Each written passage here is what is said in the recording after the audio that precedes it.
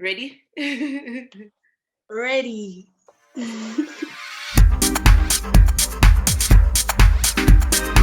So, guys, today we are having a very wonderful conversation with Gamo, who is a Fireballs player and a Proteas player. It's so good to actually hear myself say that and describe you as a Proteas player, you know. How are you doing, Gamo? I'm okay, I guess. Like, I'm good. Awesome. Yeah. Why are you saying I guess? Like, how sure? This COVID thing, like, with this whole COVID thing, life without netball, like, I don't think anyone would be fine, but given the circumstances, I'm coping. Ne? As long as you're alive and healthy, right? Because we're living in very Yes, turbulent times. yeah. And that's the goal every day, just to stay alive. And safe as well. And how's the new year treating you besides COVID? You know, we must always try and focus on the positive as well. I mean, New Year, it's been good. With this whole COVID thing, I just feel like I've had time to self introspect, time to set new goals, time to start on a clean slate, because every year it just comes with new resolutions. I just feel like I just got an opportunity to do that from the beginning of the year, not like during March or anything, but like from Are you also 1 one of January. those people, new year, new me, you go through your phone book and you start deleting like, I like, oh, Definitely. Like I literally do that every month. Like I'm that type of person where I will literally do that every month, like new contacts. Yeah, I'm just like that. I genuinely need new things, new goals every month. Like it's a monthly thing. So yeah, I'm that type of person. I guess it's very important to also protect your peace and your space at all times. So every month, I'm not judging you at all. That's a very good thing. You know, always need to evaluate who you need to remove off the list so that you also keep insane. You know, our sanity comes first. But let's get the ball rolling.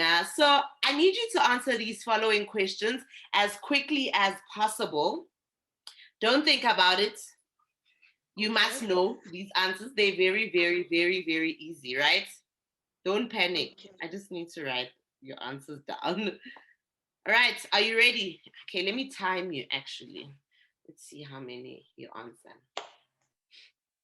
I am going to give you 15 seconds. 15 seconds is a lot, but yeah. Okay. Okay, and your time starts now. Favorite meal? Lasagna. Favorite movie? Pursuit of happiness. Favorite soapy? The Queen. Your favorite book? Oh my gosh, was that 15 seconds? I can't, can't be. Yeah, that's a lie. 4 seconds. Can't, okay, let's make it 30 seconds. No, yeah, Robert, Yeah. thing. Okay, fix it. Okay, we're just gonna resume. Ne? Okay. Favorite book to read? Forgiveness, TD Jakes. Favorite holiday destination? The Maldives. Favorite coach? Tumsan Chauke. Favorite role model? Bonyomson. Favorite quote? Start unknown, finish unforgettable. Okay, time's up. It's fine. It's fine. It's fine. It's fine. My coaches are gonna kill me.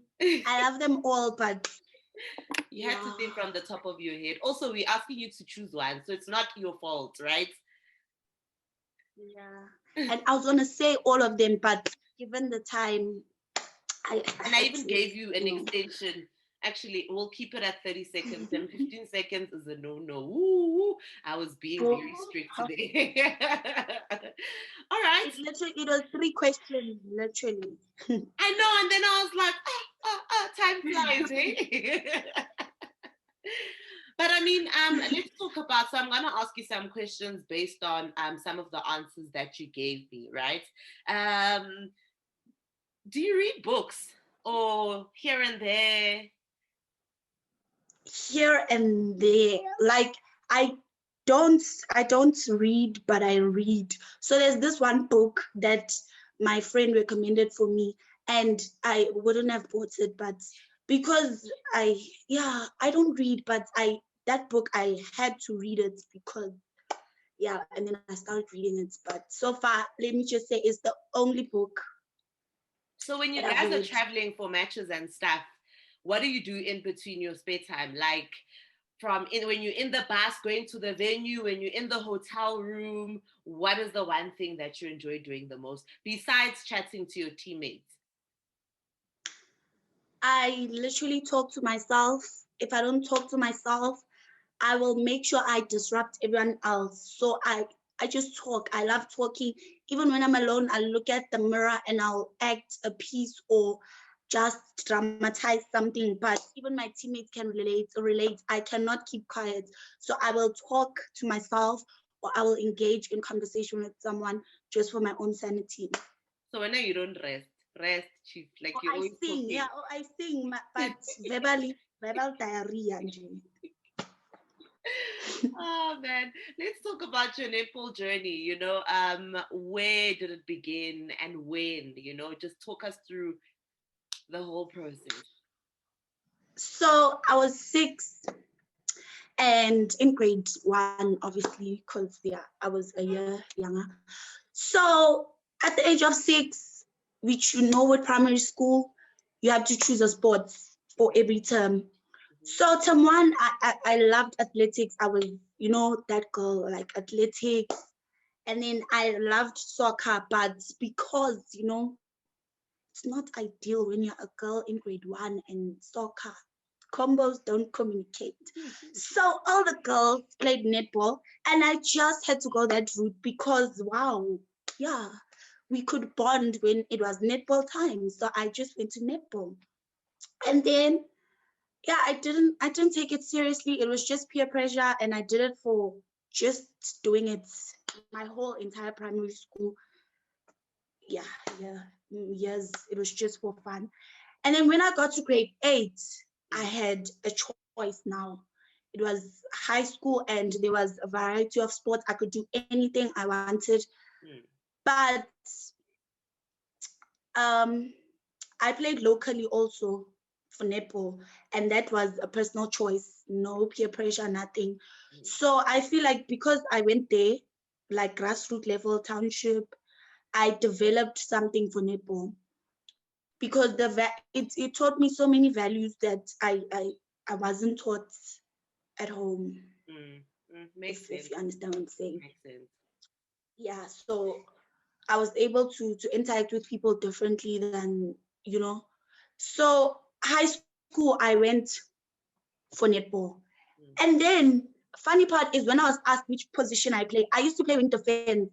In primary. And then going into high school, primary, I played wing defense. Locally, I played wing defense. Like I was just a wing defense because I hated netball, but for me, it was an easier position because obviously I just thought you just run doing attack.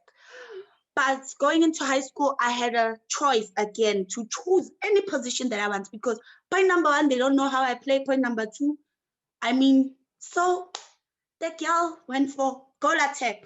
Okay. I said, Yes, excuse me, well, ma'am, I play goal attack. I've always wanted to be a shooter. So I was like, excuse me, ma'am, I play goal attack. And she saw my height and she was like, hey, school trial, grade 8. Did I not play that position because of like knowledge? I saw the things that the way other goal attacks played and I executed it. And I played it.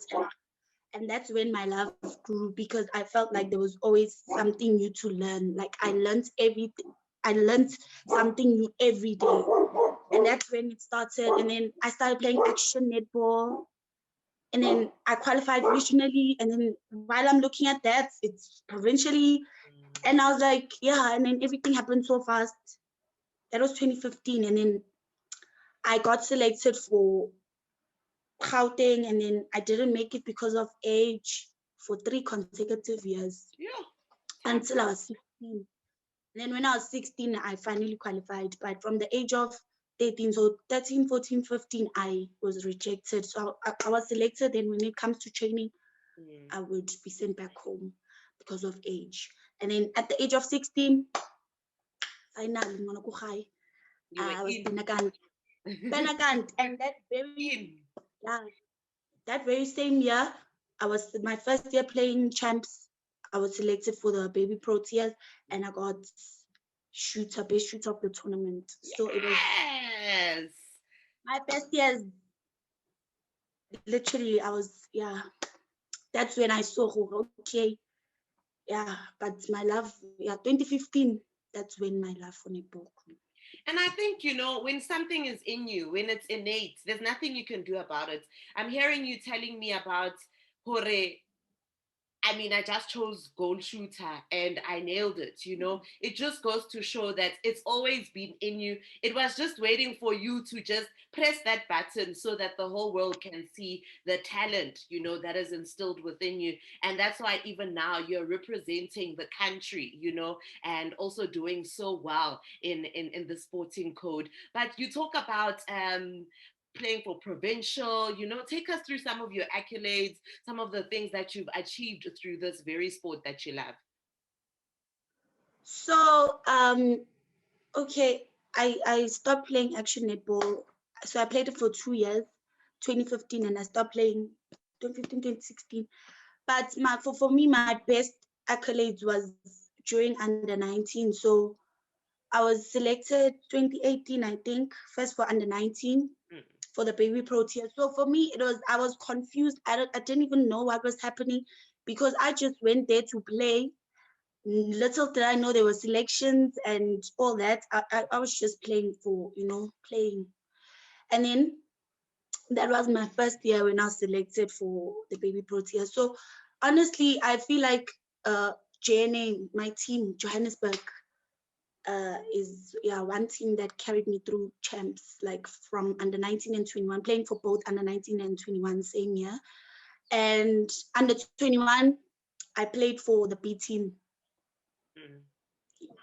I played for the B team, and it was so amazing, honestly. And every time you get called up, it's always a new feeling. Like you never get used to it. You never get used to it. It's always something new. It's always a privilege. It's always an honor. It's just always a different feeling when you get called up. And for me, getting called in the baby Proteas team has always been one thing that you dream of. And honestly, a lot of my achievements, I didn't expect them so soon. When you set goals and you're like, by the age of 25, I want to play for the Proteas. By the age of this, maybe by 19, maybe I'll qualify for baby.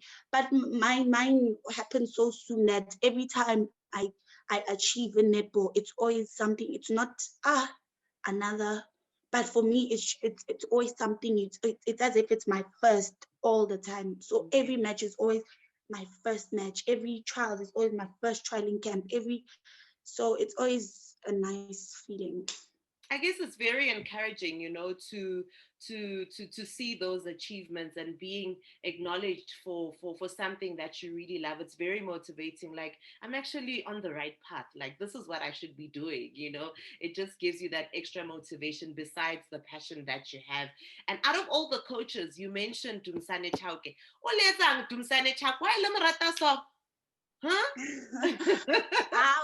Tell us, what does she do? What do you love about Dumisani Chauke? I also love her. She's a very, very nice person.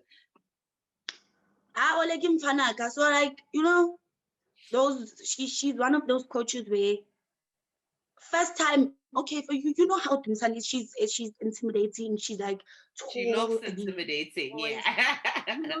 Yeah. So first time I was training with Fireballs, I think, yeah, I saw her and I was like, hello, coach. I couldn't even look her in the eyes. I was like, hello, coach. Mm. The girl is so chill. The girl is so Mm-hmm. calm. Like she's one of those coaches where you can literally say, coach, this doesn't work for me. And then she'll say, okay, try. And she will look you dead in the eyes and say, hey. So I feel like she makes you comfortable. Mm. You know, she shows that you guys, netball is common and you guys want the same goal. So, you know, you just communicate on that level, and her energy, man. Everything. That girl. It's always good to have a coach who can relate with her players. As much as we always need a coach that is very strict and can set boundaries, but also it's good to know that a coach that has all those different dynamics, like wa kgona go chika, wa kgona go bua le wena, go thekga le wena, to encourage you. It just makes you wena as a player, you know, o feel at ease. And also it's easier for you to just produce the best when you're on court, you know. But tell us more about your most memorable game that you've ever played or ever watched. What happened? What did you like about it? What inspired you about it? So my most memorable game that I played for me was our second match, Telkom Netball League second match against Southern Things. Okay. That match for me was my personal best because even coming on, coach was just like, you know what?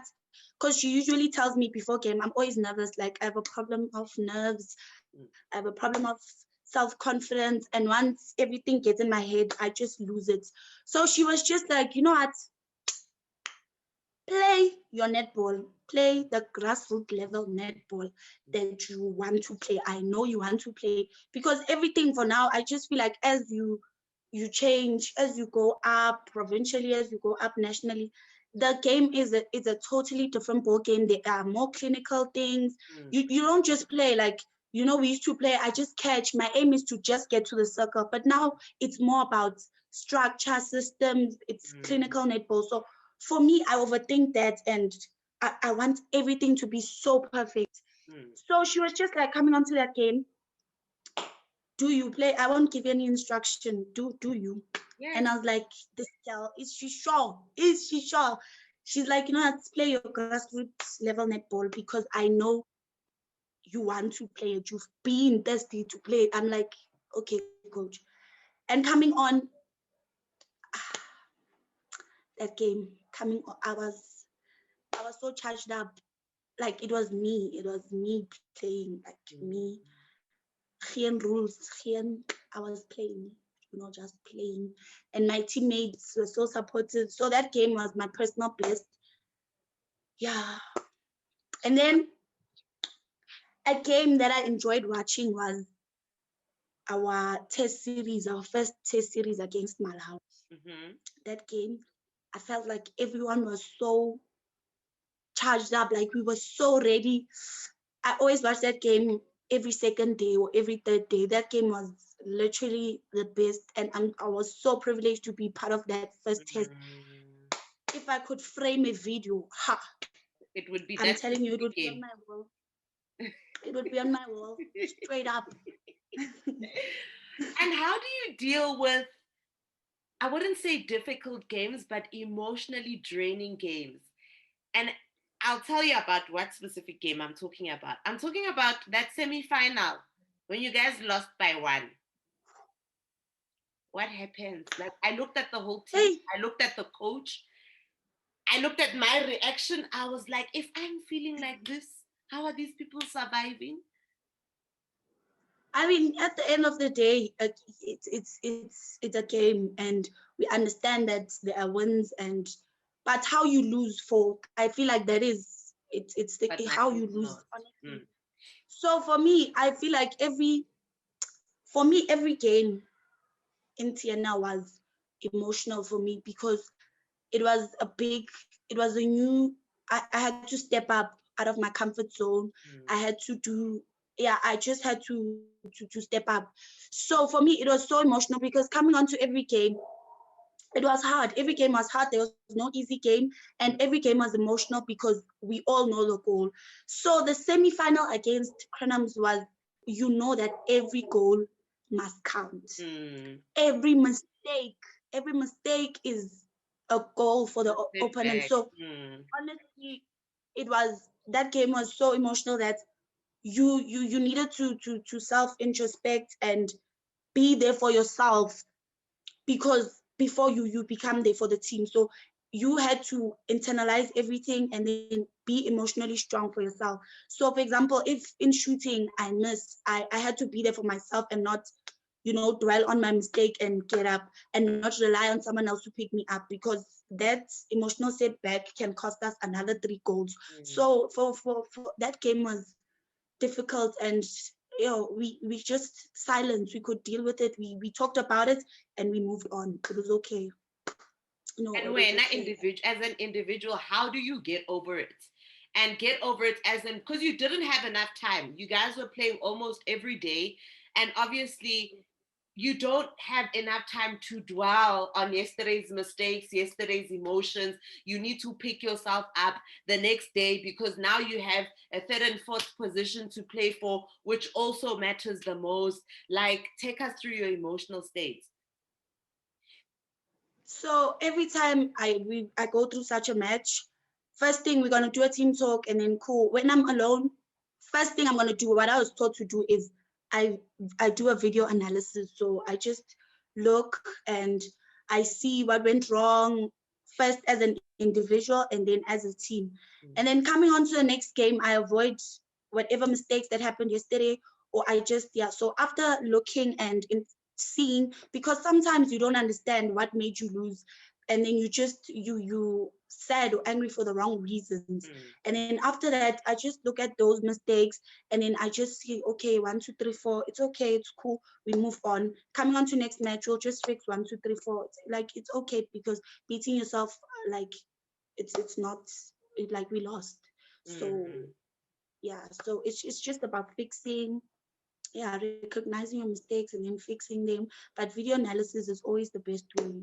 But before we wrap up this interview, any advice or messages for all those aspiring netball players who also want to follow in your footsteps? Because landing up where you are, playing for the Proteas, requires a whole lot of work, a whole lot of discipline. It's not easy, So just what message do you have for all those who want to end up like Kamkhel? Honestly, for me, it's before you even start working on yourself as an individual. I feel like my major, what really gave me a boost, friends and people you surround yourself with. Honestly, when I was able to let go some of my friends and some of the people who I thought were impacting my life positively, my life moved forward. Like, some people are handbrakes in life. So once you let them go, the car will start moving. So honestly, be careful who you surround yourself with, be careful who you befriend. And yeah, the rest is, it's honestly up to you. And what I know is, in life, hard work really pays off. Like, even if you start working 6 years earlier, but 6 years later you will reap what you sow. Like, on hard work is always going to pay off. You can not always do something, like you work hard and not get paid for it. Like, you always get your reward. So even if you set goals, like, work hard to achieve them, because you will achieve them if you work hard. So hard work always pays off. So yeah, my major thing is friends and people you surround yourself with. Yeah, just be careful. Hey, well said. Kama buang karo motho moholo, abangani, ke lang abangani. I learned things the hard way. I learned things the hard way. True. And funny enough, for my age, I feel like a lot of, even my parents were like, you came around earlier. Like, I learned my lesson earlier. A Mm. lot of people don't survive that age. There's a thin line, Mm. because it's the age where it's either you think you're enjoying your youth but you're destroying your future, or you think So I learned things the hard way, and it's not a nice feeling, but honestly, for if you know everything has a purpose, and you wonder sometimes bad things are happening, but God keeps on. So you can't celebrate your achievements because you have bad things happening, but it's always that you God sometimes contradicts things, and they are positive but negative. You don't know whether to. But honestly, once you accept the situation and you know what you can control and what you can't, the serenity prayer, yeah, all is Nah? well. And in retrospect, it's just like, actually, this made me who I am today. I needed to go through this to become the Yeah. person that I am today. And I am strong today because of all the challenges that I came across and conquered. Kamo, thank you so much for making time for us, for chatting to us. I didn't know hore yay wabua or contract. You're not even prepaid like wabua. It is so unlike you. We see you on court. You look like a very shy person, but it's good to know you. Focus on the positives, COVID-19, and keep evaluating all those people every month. I'm actually going to start doing that. Every day, every day. New year, new me every day. All right, Kamu, thank you so much.